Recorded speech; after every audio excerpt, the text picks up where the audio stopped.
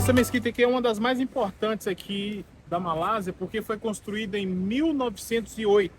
A construção dela lembra muito Taj Mahal. Eu de fora eu achei que era uma construção indiana e literalmente é uma construção indiana, só que aqui em Kuala Lumpur. Essa construção ela tem todos os aspectos do Taj Mahal da Índia, porque foi construído por indianos.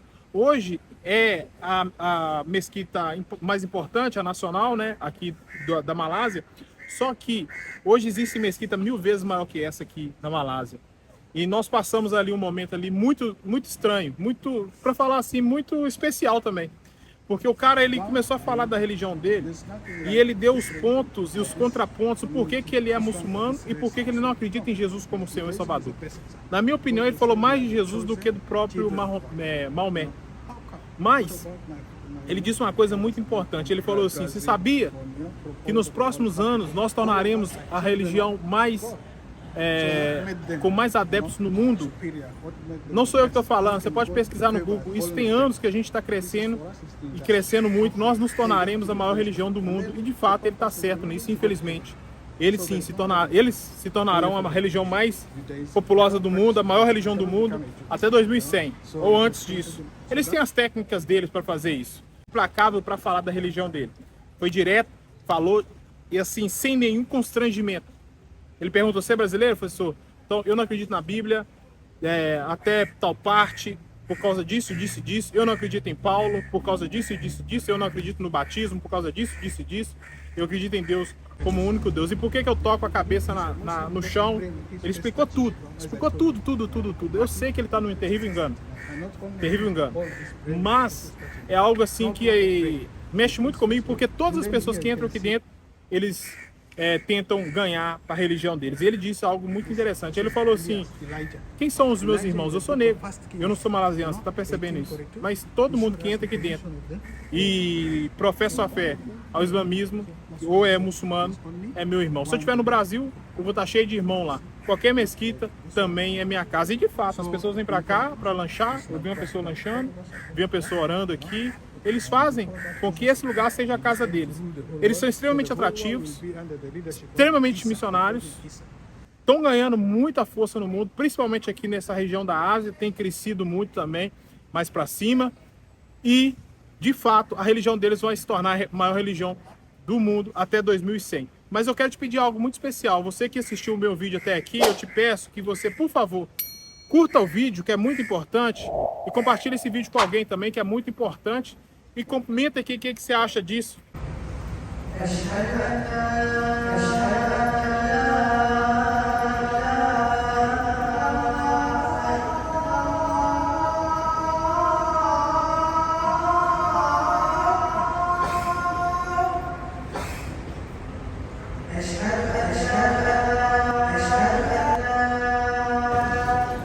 Acho que a Malásia, para mim, ele tem um significado diferente para você.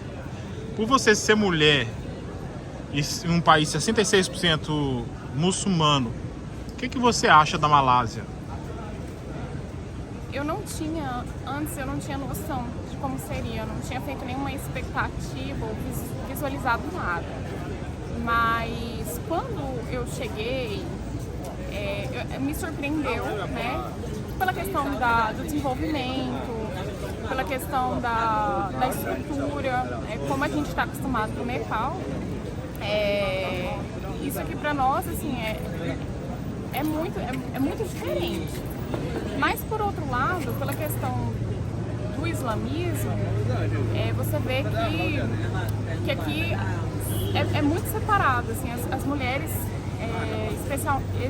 especificamente as muçulmanas, elas são algumas muito fechadas. Hoje eu tive experiências em que às vezes umas me olham de cima e embaixo, fecham a cara, e outras às vezes tentam dar um sorriso.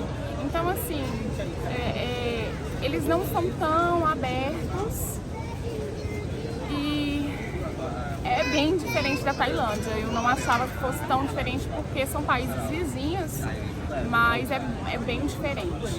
As malasianas, né? Elas são mais fechadas, né? Mais fechadas. Não dá abertura para você nem conversar. A experiência que eu tive aqui de poder conversar com outras pessoas foram, como o Lázaro tinha falado, né? De 2 iraquianas. Até sempre quando eu vejo elas direto, eu encontro com elas, a gente está conversando, se cumprimenta. Às vezes tailandês, que é mais aberto, chinês eu falei até pro Lázaro, assim, que eu tinha uma impressão muito distorcida dos chineses. Os chineses são assim, muito acolhedores. Eles são muito legais. Eles são bem receptivos, são bem cordiais e eu não tinha essa perspectiva. Quente demais, aqui é muito quente. Deve estar hoje uns 33, mas a questão é que é abafado, porque é no meio de florestas, então é abafado demais, muito quente. É um clima muito quente, e aí você vê as pessoas, todo mundo muito enroladas, né? Porque eles não podem aparecer, as mulheres não podem mostrar o rosto. Eles são muito rígidos aqui, muitas coisas aqui eles são muito fechados. É um país assim incrível, é um povo legal, não estou falando que é um povo ruim, não posso falar que é um povo ruim, né? É um povo muito bom, é um povo que tem um coração assim, parece muito legal, só que não é aquele povo aberto, não é aquele povo que quer ser seu amigo, eles fazem questão de não ser seu amigo, e esse é a pior barreira para o evangelho aqui, com certeza é fazer amizade, porque eu sempre gosto de trabalhar no sentido de ser amigo das pessoas primeiro, para depois começar a falar de Jesus, né? Então assim, aqui as pessoas não querem ser seu amigo, então como que você vai falar de Jesus para qualquer malaziana aqui? É quase que impossível mesmo. Foi feito durante muitos anos uma lavagem cerebral literalmente na cabeça deles, para eles literalmente manter a distância. Eles fazem questão de ser distantes de você.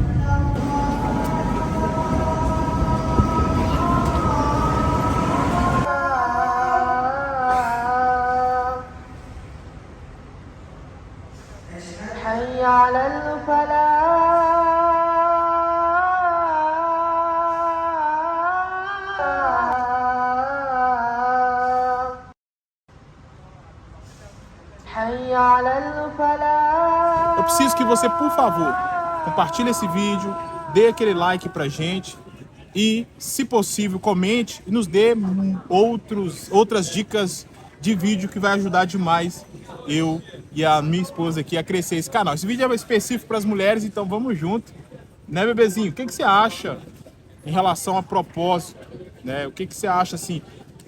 O que mais prende as pessoas de cumprir com o propósito dela, na sua opinião?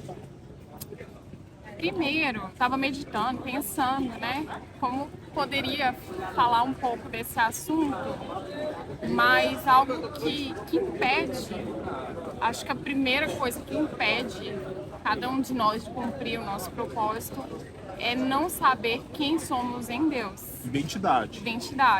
Exatamente. Então, eu ansiava muito, eu lembro quando eu orava muito o Salmo 139 e eu ficava muito instigada quando eu lia, porque a palavra fala que o Senhor, Ele escreveu, né, todos os dias da nossa vida antes mesmo de nós sermos formados no ventre da nossa mãe, né? Mais ou menos isso, mas depois, quando vocês tiverem tempo, dá uma lida. E isso me faz questionar, Senhor, o que o Senhor escreveu ao meu respeito? Então eu acho que o primeiro ponto que impede a maioria das pessoas de cumprirem seu propósito é não saber quem são em Deus, não saber quem é o Senhor, porque a gente só se conhece quando a gente conhece o Senhor, né? Eu lembro que hoje eu vejo assim que muitos dons que estavam escondidos, talentos que estavam escondidos, que hoje cooperam para o cumprimento do propósito de Deus na minha vida. Antes de conhecer o Senhor, eu não sabia. Quando eu não conhecia o Senhor, eu não sabia que estavam aqui. Então, eu acredito nisso, assim, que o propósito... você precisa conhecer sua identidade, quem você é, porque se você não entender quem você é em Deus, você não consegue realmente entender o que Deus tem para sua vida, porque o que Deus tem para sua vida está literalmente ligado a quem você é nele. E esse propósito de você, e esse processo de você entender quem você é nele é tão importante que ele vai determinar se você vai ser bem sucedido no seu propósito ou não. Por que eu estou dizendo isso? Porque tem muitas pessoas que não sabem quem são. Você perguntar assim, poxa, quem você é? Essa pessoa não vai saber responder. Na verdade, a maioria das pessoas não sabe quem elas são em Deus, em Jesus, não sabe a identidade delas em Deus. E muitas pessoas acreditam que Deus, quando ele vai levar alguém ou fazer qualquer tipo de obra na vida daquela pessoa, as pessoas acham que Deus vai deixar de levar em consideração aquilo que ela foi, aquilo que ela foi desde quando ela nasceu. Mas geralmente as etapas da vida, até mesmo as etapas mais duras e mais difíceis da vida, elas podem e muito provavelmente serão usadas por Deus para cumprir com o seu propósito. Então por isso que é importante você saber quem você é, na minha opinião. A minha esposa falou, eu acho muito legal isso, porque sem você entender quem você é, você não consegue cumprir com o seu propósito. Os dons, né, os talentos, as habilidades que Deus te deu, né, os dons que Deus te deu, tudo isso é para o cumprimento do seu propósito. Então, se você não sabe quem você é no Senhor e aquilo que Ele te entregou, você não vai saber usar isso para cooperar com o seu propósito, ou talvez não vai descobrir o seu propósito. Então, às vezes, eu vejo assim, as pessoas com muita dúvida, qual é o meu propósito? Como que eu vou descobrir meu propósito? E isso é só com relacionamento com Deus. É o primeiro passo. Sem relacionamento com Deus, sem a comunhão com o Senhor, é impossível descobrir o propósito. Então, o primeiro passo aí é o propósito. É você entender quem você é em Deus para você cumprir o seu propósito. E o segundo? O que você acha? Segundo, talvez seja medo. Mas porque você compartilhou comigo algo assim que eu gostaria de compartilhar aqui, que você falou assim, poxa, Lázaro, eu antes das coisas acontecerem na minha vida, já passei noites em claras assim, ansiosa. Ansiedade. A mulher sofre muito com ansiedade, né? Porque às vezes nós recebemos palavras do Senhor, né? A gente recebe, a gente vai guardando aquilo e às vezes a gente quer no nosso tempo e demora, né? E Deus vai dando palavras e a gente pensa assim, meu Deus, quando que isso vai acontecer? Né? Quando que eu vou ir para as nações? Quando que eu vou casar? Quando o Senhor vai me usar? E a gente começa a ficar muito ansiosa com isso. E isso muitas vezes atrapalha, porque a ansiedade é pecado, né? A gente entristece o coração do Senhor, porque nós precisamos ter a plena confiança nele, que Ele fará, que Ele vai mover. E ansiedade é excesso de futuro, né? Você fica muito com a cabeça no futuro e acaba esquece de viver o presente. E viver o presente está muito inteiramente ligado naquilo que você falou, de entender quem você é, a identidade. A sua identidade, entender quem você é, está aí agora, está no seu presente. Mas o seu propósito está no seu futuro, né? É uma coisa assim meio legal de falar, mas também é interessante falar que viver muito no futuro, pensando como cumprir o propósito, pode acabar trazendo ansiedade. Eu acho que as mulheres devem sofrer mais com esse sentido, né? Não é verdade? E o terceiro ponto, o que você acha? Assim?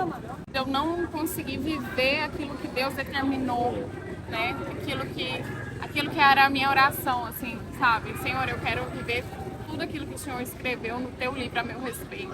Então, às vezes, aquele medo de, será que eu estou vivendo o que Deus estabeleceu que eu vivesse? Será que eu estou vivendo muito aquém daquilo que eu poderia estar vivendo em Deus? Então, eu quero te pedir, você que é cristão, para refletir sobre isso. Reflita a respeito daquilo que Deus tem na sua vida. Reflita a respeito de como você deve fazer para cumprir com o propósito a qual Deus tem para você. E reflita a respeito da sua responsabilidade de também ser missionário nas nações da terra. Que Deus abençoe e até mais.